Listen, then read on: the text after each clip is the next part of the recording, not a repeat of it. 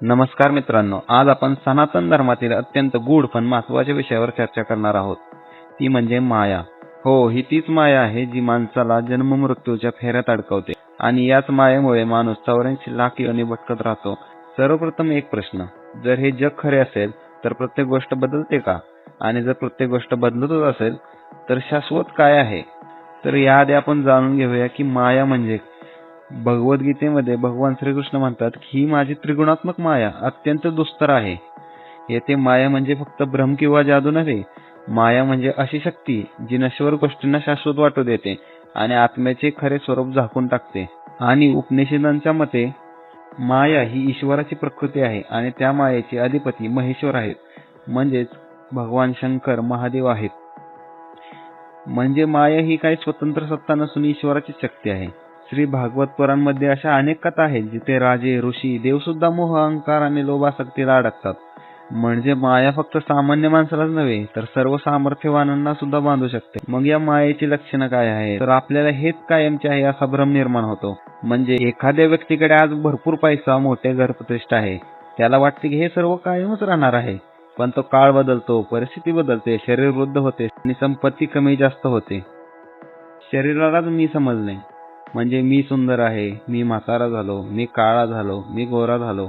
वेदांत म्हणतो की शरीर बदलते पण मी म्हणजे आत्मा बदलत नाही.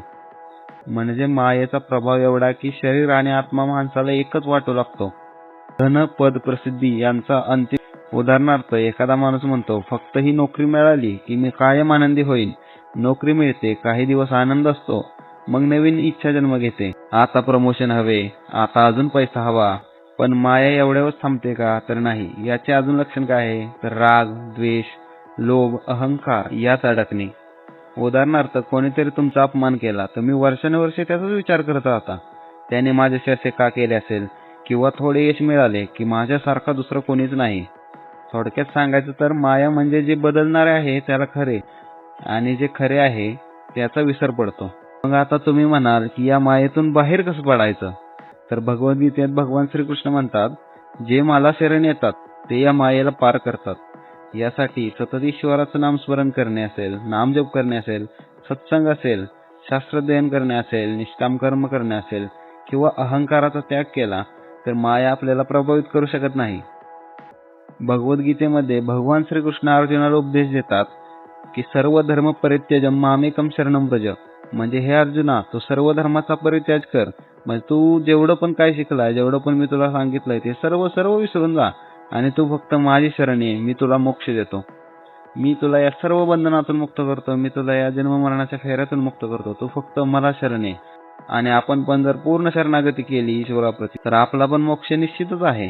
सनातन धर्मानुसार जग सोडून पळणे म्हणजे माया सोडणे नाही.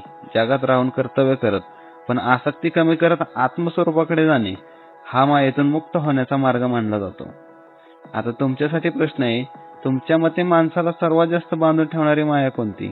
धन, अहंकार, मोह की प्रसिद्धी? याचं उत्तर कमेंटमध्ये सांगा आणि व्हिडिओ कसा वाटला हे सुद्धा कमेंटमध्ये सांगा. नवीन असाल तर लाईक, शेअर आणि सबस्क्राईब करा. आदेश.